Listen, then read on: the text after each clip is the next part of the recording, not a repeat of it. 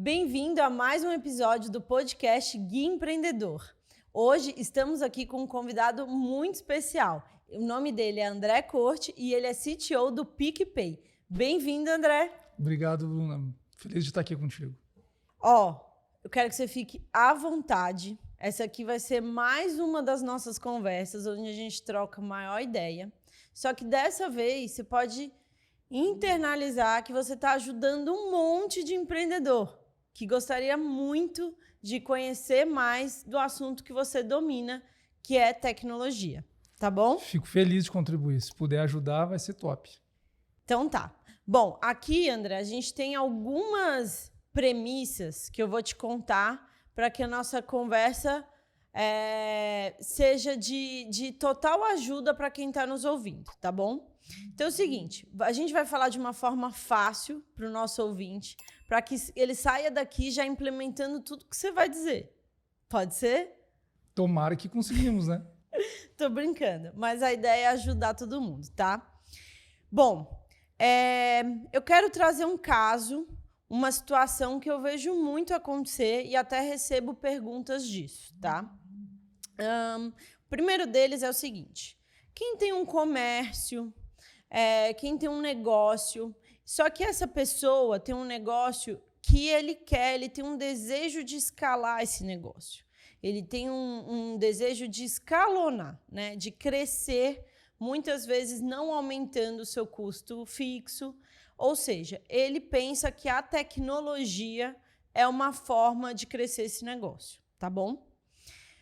Pegando um exemplo real que aconteceu comigo, eu utilizo uma padaria aqui de São Paulo e é uma padaria que eles fazem pães franceses. É um negócio meio diferenciado. Muito provavelmente, o sobrinho do dono, né, ou o filho do dono, falou: pai, você tem que ter um aplicativo. Tem que ter, porque como assim a gente não tem, a gente vai vender mais, etc, etc. Na minha concepção, essa é uma ideia errada, tá, André? E aí eu queria saber, na sua opinião, como que você vê esses negócios, esses pequenos negócios que têm a ideia de ter um aplicativo próprio como forma de vender mais? Como que você olha para isso, tendo em vista que você conhece os custos do desenvolvimento de um app, conhece o por trás de uma sustentação disso? Enfim, conta um pouco para a gente para ajudar esse empreendedor médio que está nos ouvindo. Que legal esse case, hein? Muito disruptivo, inclusive. Pois é. Acho que para a gente começar, acho que tinha que entender a ambição do empreendedor, né? A gente está falando normalmente de negócios pequenos, médios, possivelmente alguns negócios são MEI, mas o dono, o empreendedor, ele é ambicioso e faz todo sentido. O mundo que a gente vive hoje, ele pensar no aplicativo, porque de fato todo mundo usa. A pandemia, a tragédia da saúde, né, ela gerou uma digitalização dos negócios das pessoas que faz todo sentido ele pensar. E o sobrinho dele, que é a pessoa que está dizendo para ele fazer, faz todo sentido também, porque essa pessoa convive com os aplicativos no seu smartphone e faz tudo. Usa muito, Muito. Vai da paquera ao delivery, vai do site da festa para o serviço que ele precisa. Essa geração mais nova, inclusive, não quer mais ter carro, quer usar os aplicativos de transporte. Então, essa coisa está muito presente nessa geração.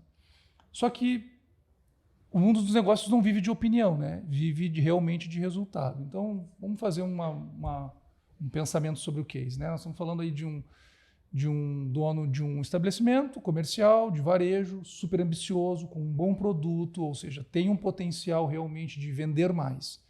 E eu acho que a tecnologia propicia isso de fato, né? Não é sobre ter aplicativo ou não, é sobre adotar tecnologia no seu processo de negócio, para vender, para gerir, para o que quer que seja, que dá para ele a condição de ele fazer mais com menos.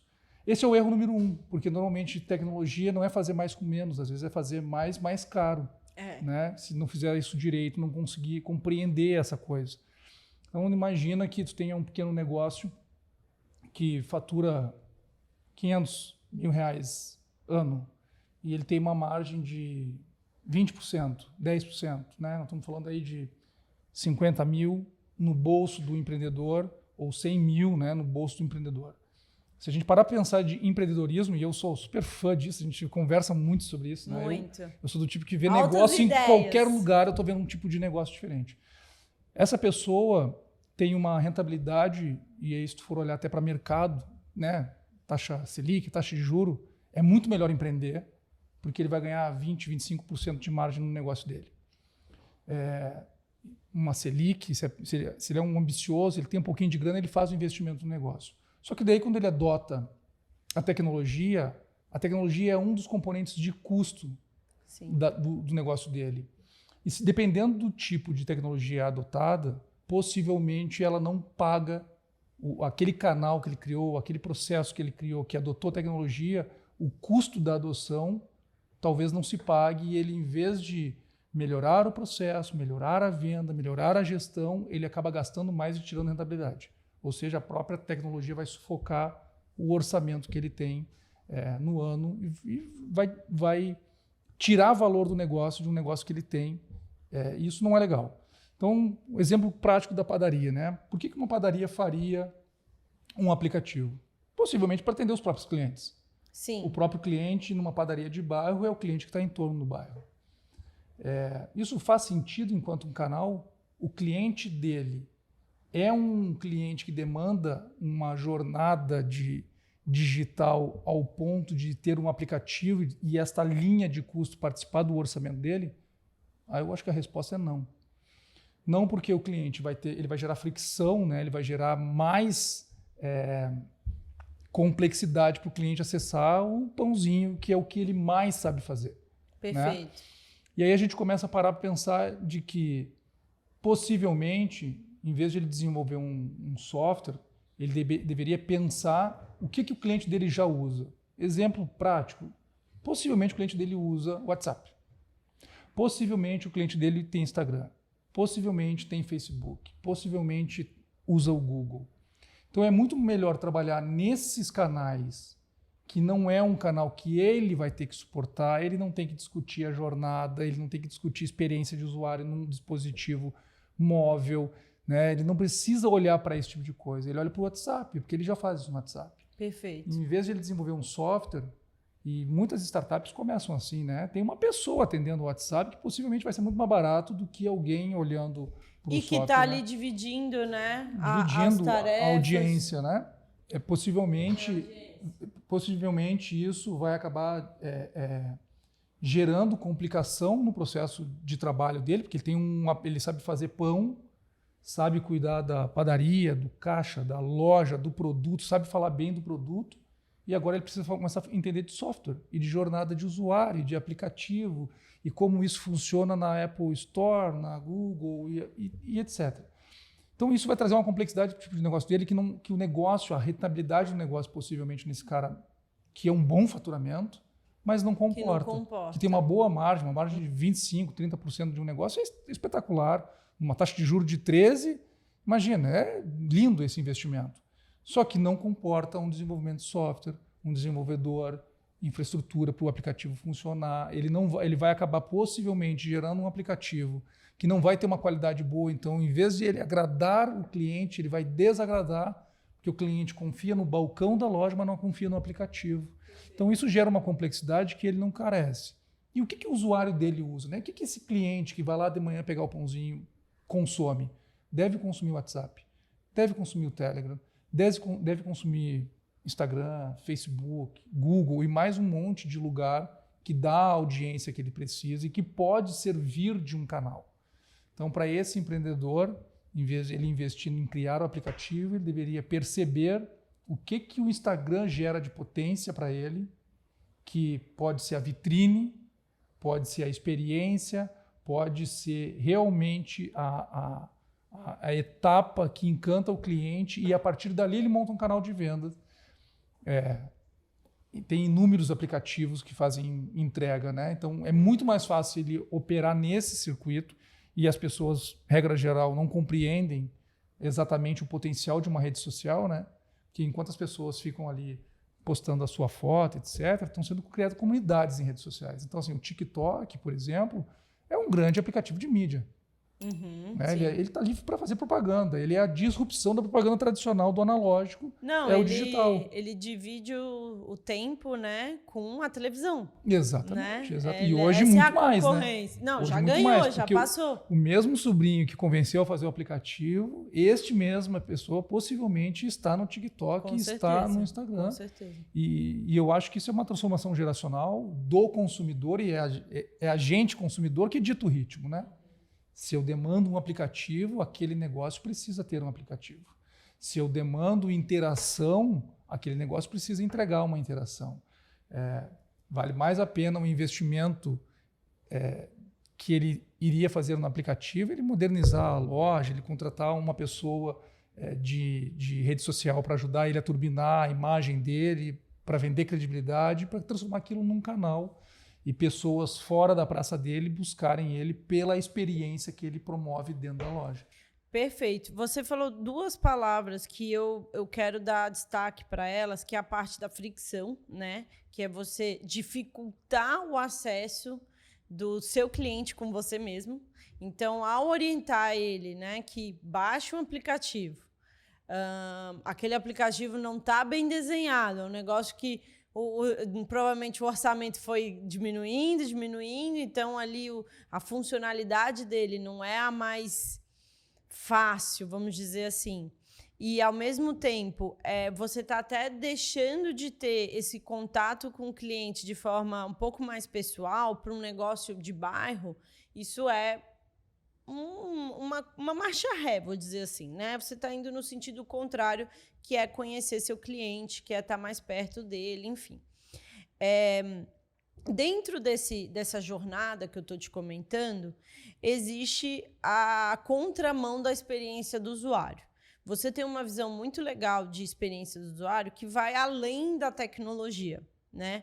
Muitas pessoas fazem, por exemplo, o aplicativo perfeito, gastam ali na casa do 1 milhão para fazer algo que dizem, né, as metodologias todas de experiência do usuário, mas erram em outras partes da jornada.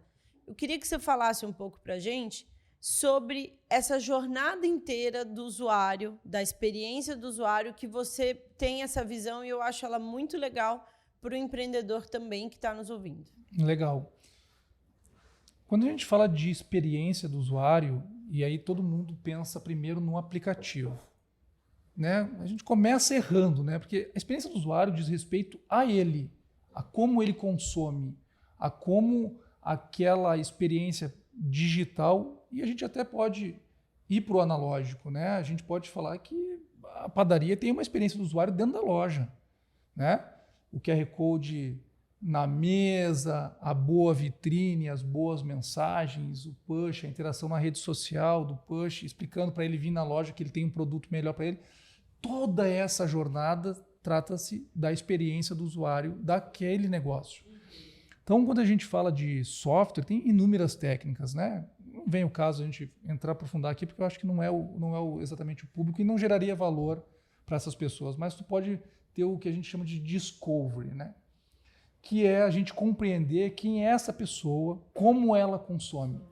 Então, tu imagina, e a metodologia também diz que a gente dá um nome para isso, né? São os personas. Então, a gente diz, por exemplo, que existem pessoas de meia idade, jovens, classe, perfil de consumo, pessoas que entram em contato com os negócios caracterizado.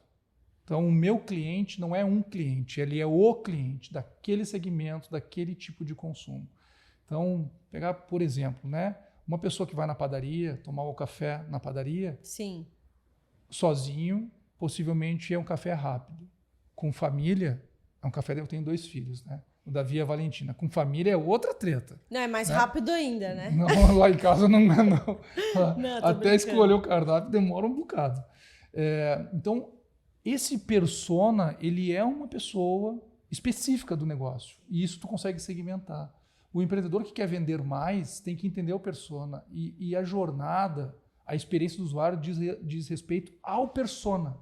Então, esse é o entendimento que essa pessoa precisa usar e compreender para realmente gerar valor para aquele público. Então, por exemplo, lugares que não aceitam pet, eu não vou com o meu cachorro. Mas, e se eu quisesse naquele lugar? Eu não sou um cliente para essa, eu não sou um persona para aquela loja, pode ser que a loja não queira, mas ela pode estar perdendo um grande segmento. Né? Só por conta do quê? Porque não tem a vasilha de tomar água ali do cachorro. Né? O cachorro não pode entrar no estabelecimento. Sei lá, hoje em dia as coisas... Tem negócios que permitem isso, né?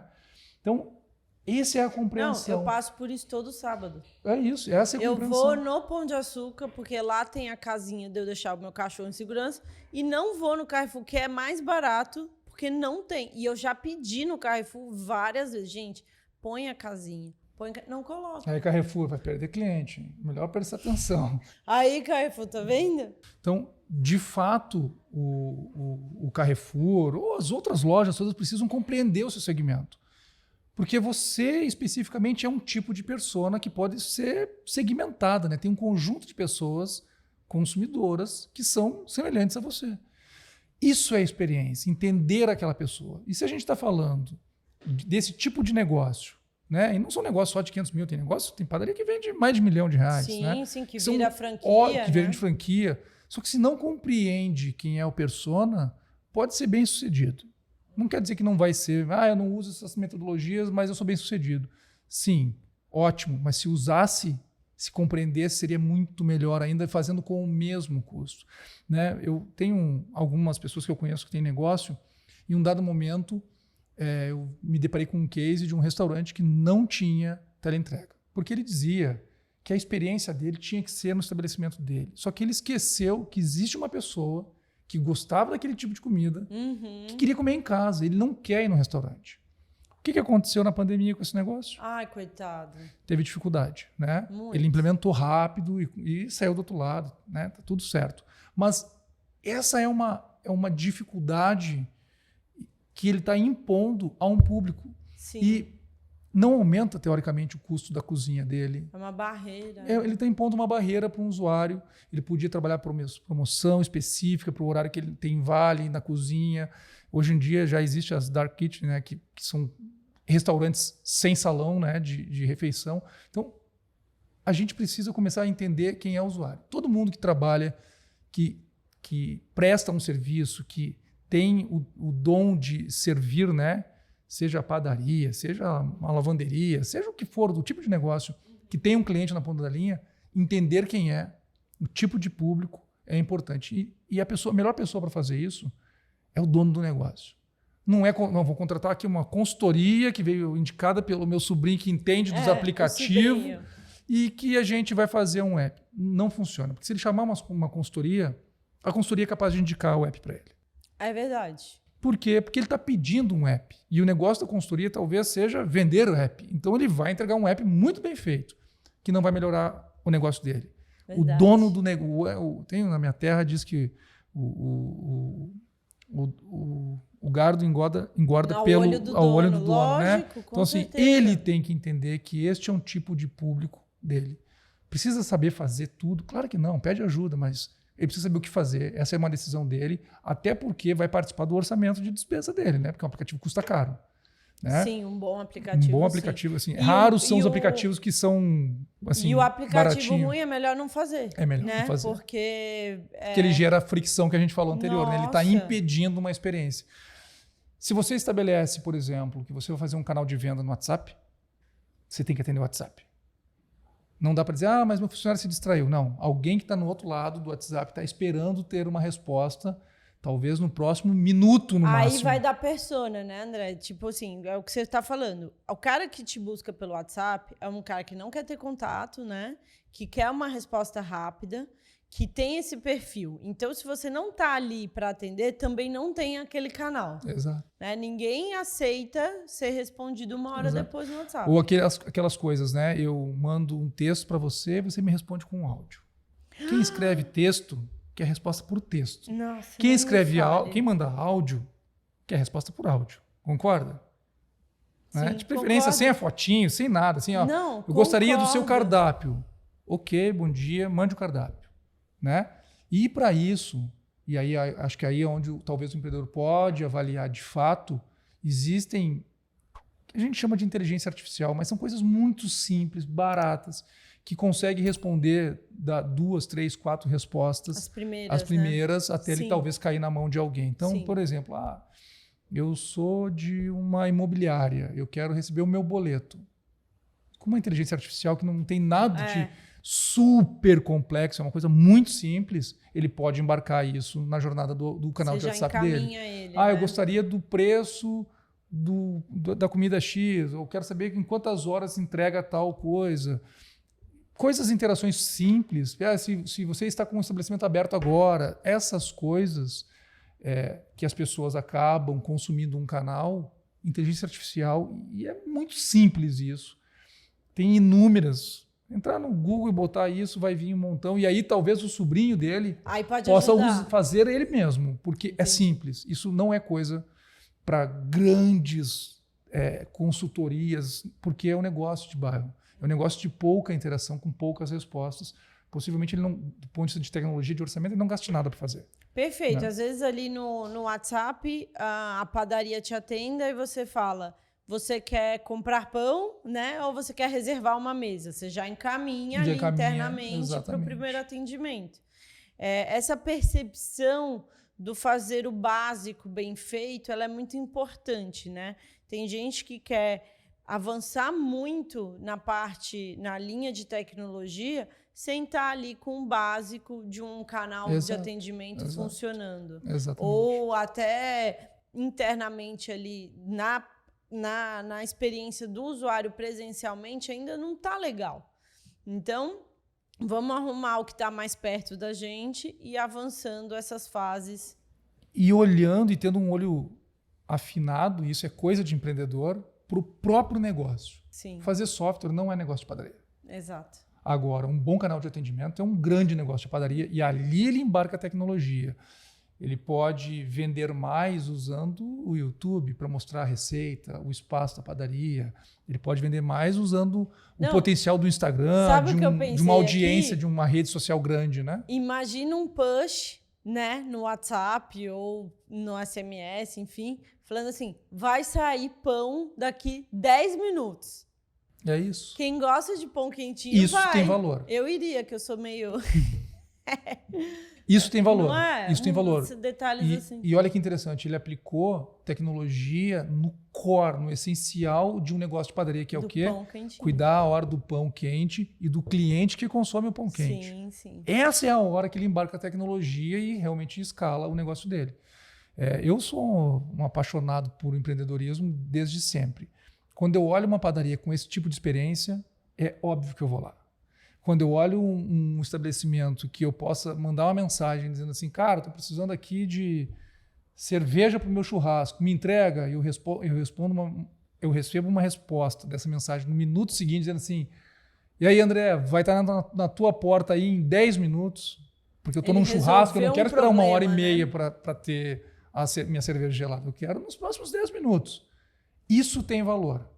E perceba, ele está colocando possivelmente toda essa interação, ele poderia estar colocando isso e oferecendo para os clientes uma alternativa que concorre com todos os players, porque ele é um negócio de bairro, ele é um negócio pequeno, o público está ao redor dele, que nenhuma solução de teleentrega vai funcionar mais rápido que o próprio vizinho dele. Né? Tu imagina que a gente sabe o que ele gosta. Sabe o que ele gosta, está perto. Né? Então, assim, ele consegue levar para o cliente dele uma experiência. É verdade. Já digital, porque se ele está embarcando o WhatsApp, criou aquilo ali como um canal, tem um atendimento diferente, isso ele está embarcando tecnologia no negócio dele. Perfeito. E, putz, hoje em dia, quem desconsidera o potencial das redes sociais, do fator positivo que elas geram para os negócios, está desconectado do mundo atual. Né? Concordo. Você puxou um assunto que eu até anotei aqui para trazer para você. Você realmente é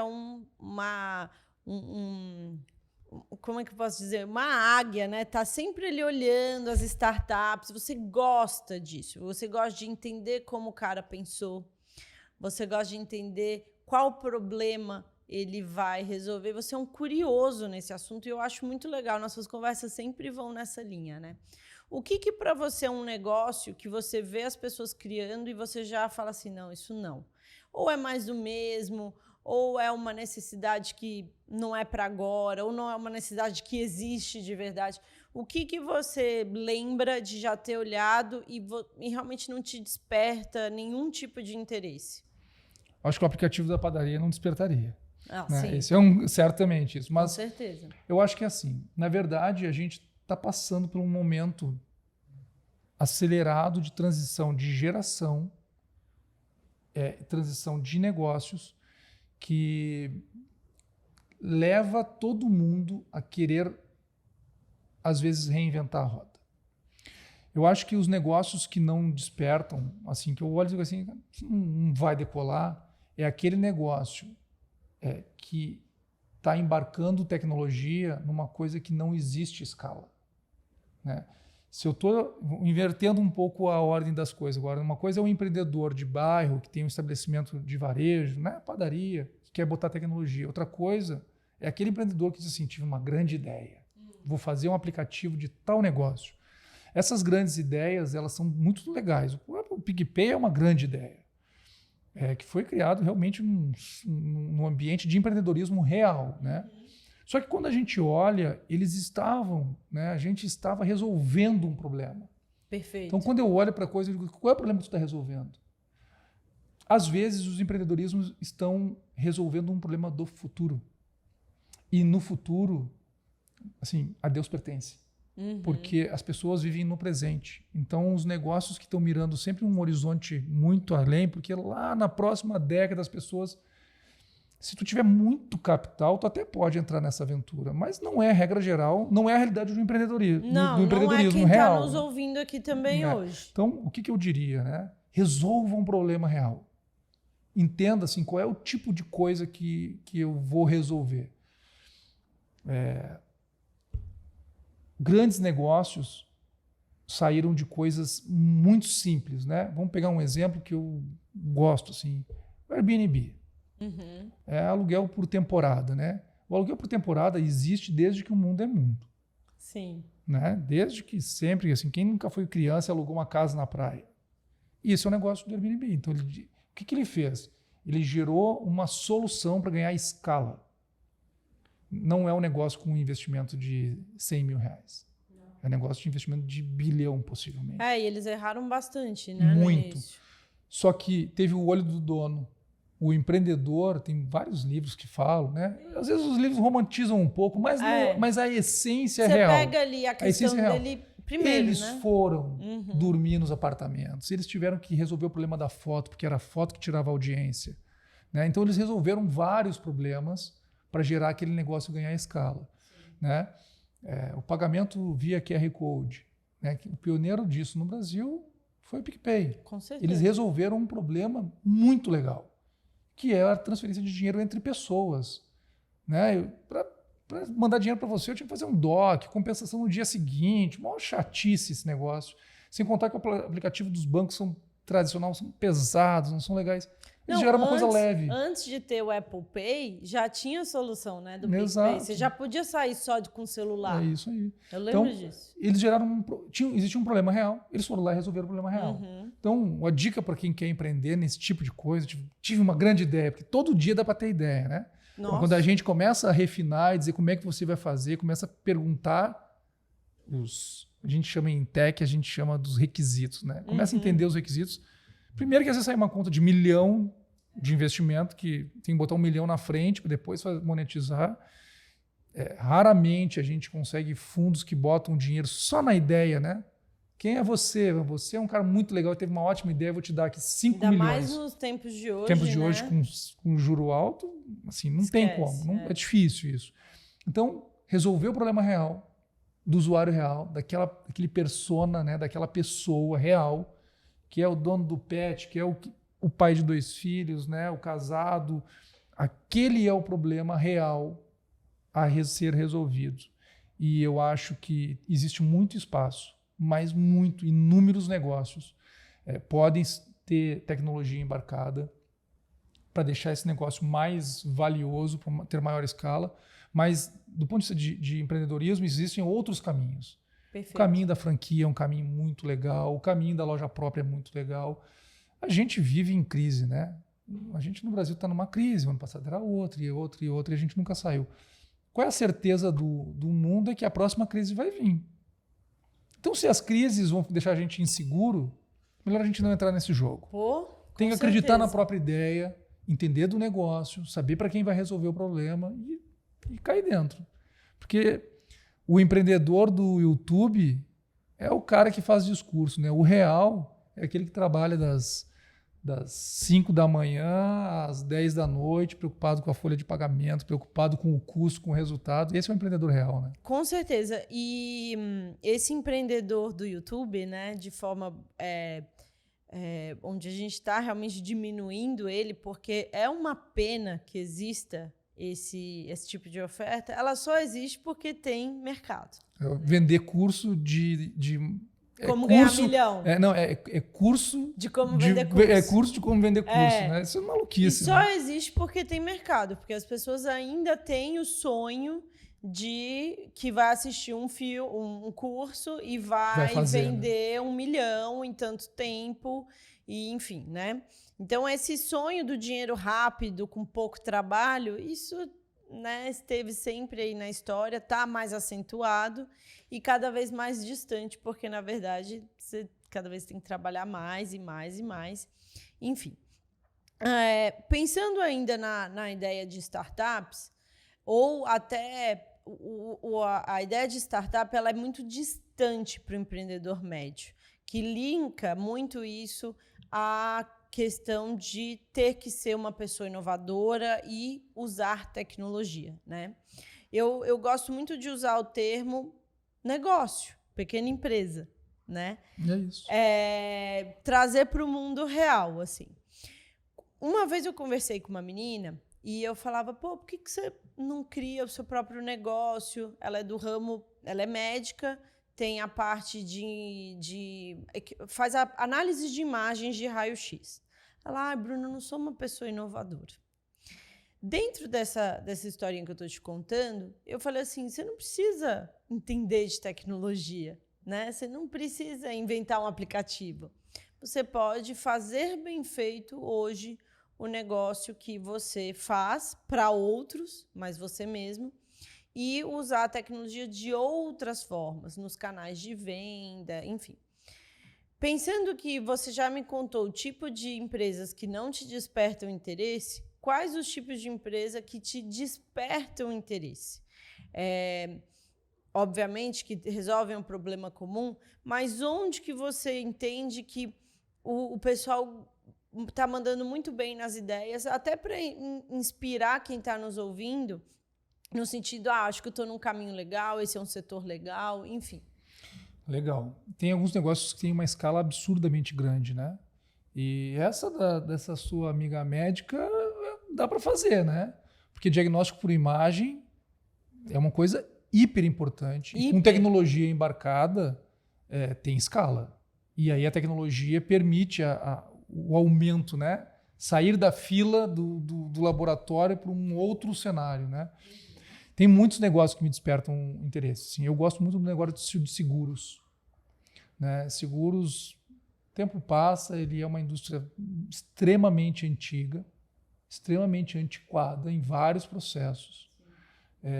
Seguros, eu acho que é um negócio que assim, tem muito potencial para o que a gente chama de insurtech, né? Insure é seguros, né? Tech é com tecnologia. Não, e ainda falando de Brasil, gigante. Nossa, uma porcentagem. Então, para pensar que a indústria brasileira vende quanto de seguro residencial. O brasileiro médio não tem cultura de ter seguro porque a gente tem pouco desastre.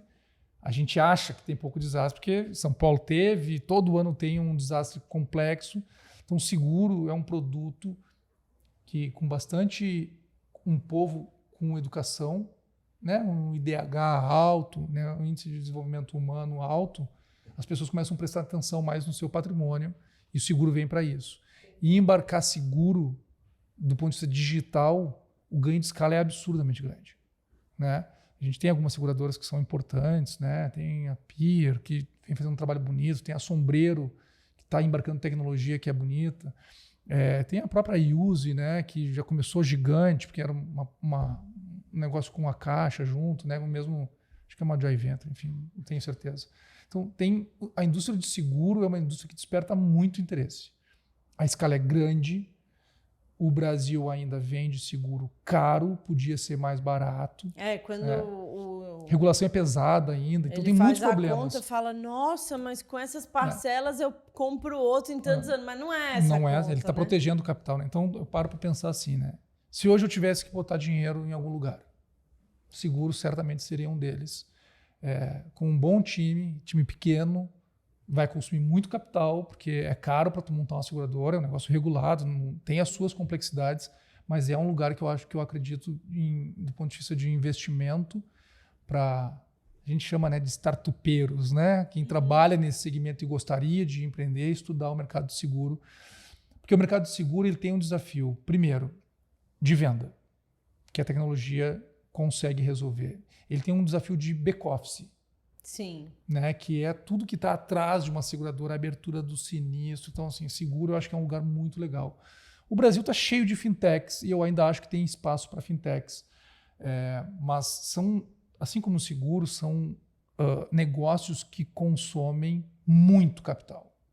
Então, assim, não é um negócio que tu, com R$1 milhão, tu bota de pé e sai fazendo muito mais de R$1 milhão.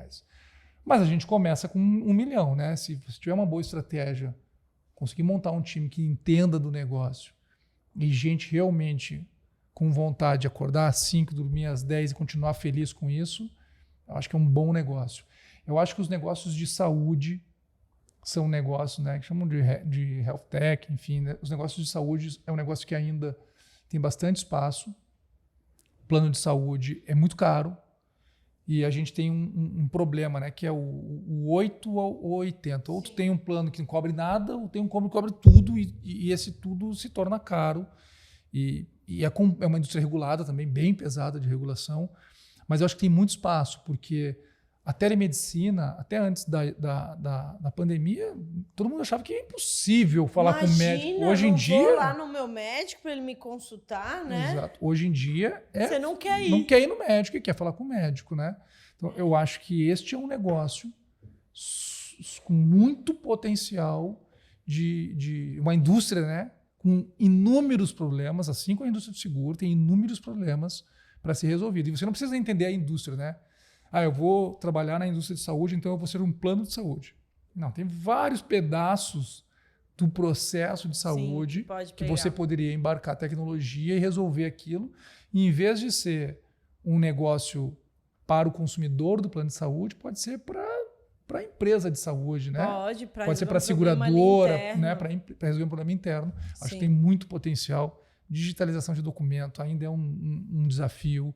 Tem não está bom ainda. Não está bom ainda. A gente tem usado, mas não é legal, né? É verdade. Por exemplo, guardar o histórico dos teus exames de saúde. Acho que todo mundo em casa deve ter uma sacolinha com inúmeros exames, né? Na minha casa tem um monte. A gente vai ficando velho e vai tendo essas coisas, né? E está espalhado em os laboratórios. Legal se a gente tivesse um app que veja todo o meu histórico de saúde. Sabe um negócio que eu achei que ia surgir nessa pandemia e não veio? A carteira digital de vacina dos adultos. Gente, quem que tem carteira de vacina de criança? O Conecta SUS tem, né? Mas não das suas vacinas de lá atrás. Do passado não, né? Então, mas é o desafio da digitalização do documento. Né? Lá atrás ninguém registrava num caderno, eu acho. Mas dos seus filhos já são tudo digital? Porque o meu tá no papel dos meus crianças. Sabe que eu não sei? Pois é, porque não tá. Eu tenho no papel um caderninho, todo bonitinho, que vai até o final da vida com eles. Imagina guardar um caderno até o final da vida, que ruim. Eu não tenho a minha. Mas existem outros negócios que surgiram, né? Carteira de trabalho digital, sim, os aplicativos do INSS que melhoraram muito. Com certeza. Enfim, tem muitos negócios assim que eu vejo, né? A indústria pesada brasileira, né? Que para mim é um absurdo não ter mais tecnologia embarcado. E olha que ele melhorou muito, né? É a indústria de agronegócios, né? A Agritech tem algumas, fazendo antecipação de recebível, pulverização com drone, mas isso não ganhou uma escala ainda de todo o homem do campo. Muitas vezes o homem do campo menor, porque o grande já embarca muita tecnologia, né? Bastante. Mas o pequeno ainda tem um desafio de escala, né? Ele é relevante o suficiente para ser rentável, mas não é o grande o suficiente para ter uma colheitadeira automatizada ainda. Sim. Né? Então, esse é um agricultor médio que eu espero que um dia resolvam esse problema, porque senão um dia a gente vai comer só o que mandam, né? Porque todo mundo vai ser dono da terra, as grandes tomam conta de tudo, a gente só consome o que tem, né? Mas então, sabe o que eu penso sobre isso? O Brasil ainda não tem nem internet, né, nesses lugares. Se fala, pô, uma terra que gera bilhões, né, em ativos, sustentou o país numa...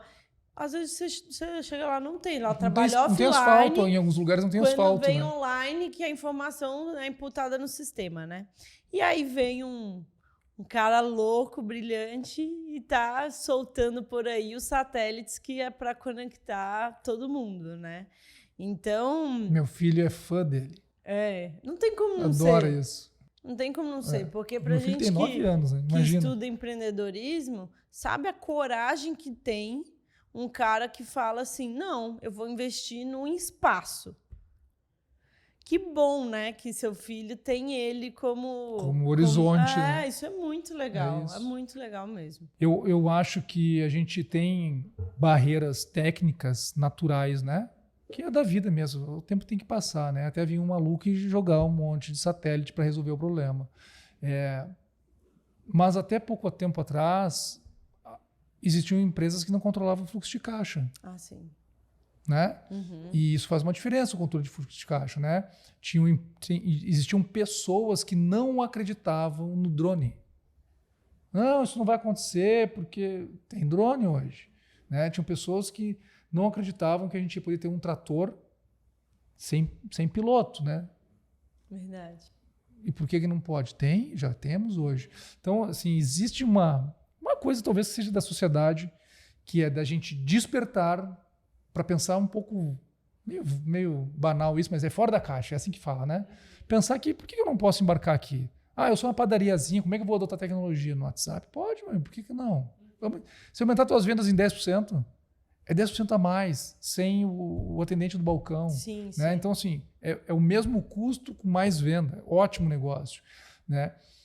Eu acho que várias tecnologias hoje, antigamente, existia uma barreira técnica natural.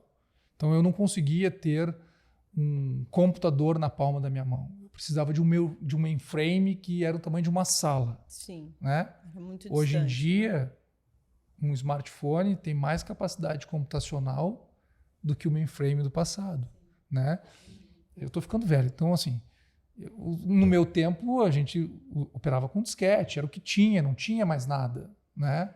E hoje em dia, tem muita coisa.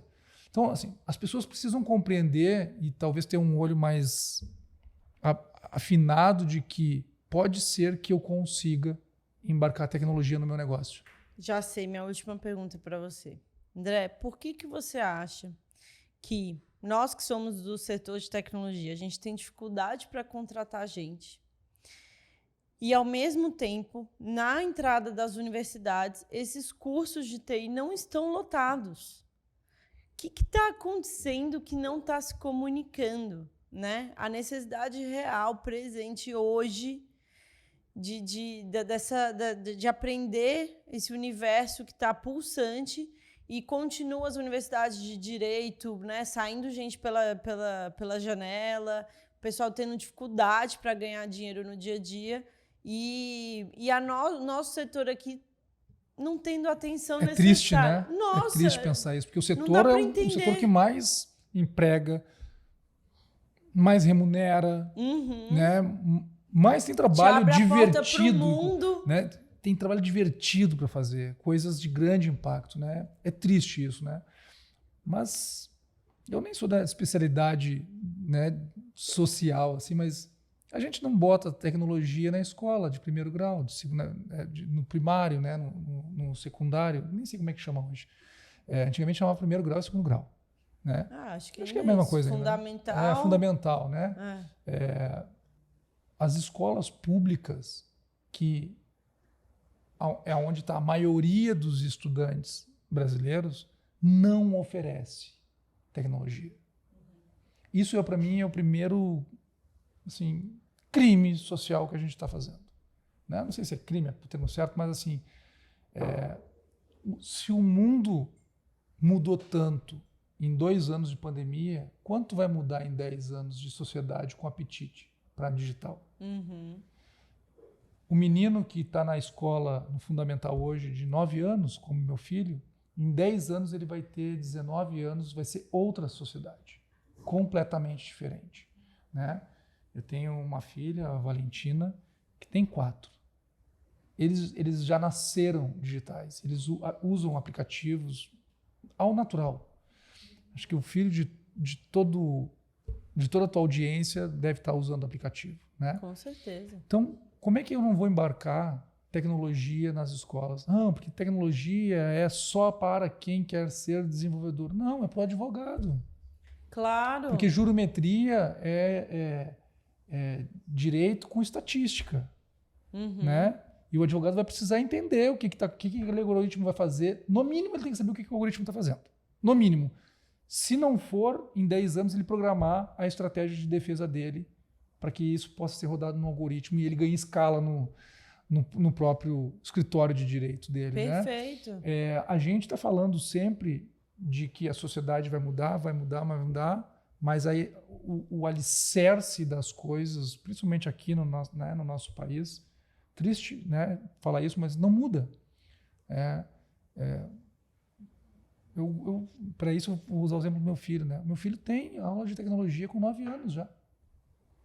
É um gap muito grande. Muito grande, né? E a gente está impondo toda uma geração a esse gap. Se não resolver isso hoje. E não é resolver daqui, não, porque nós vamos rever todo. É resolver amanhã.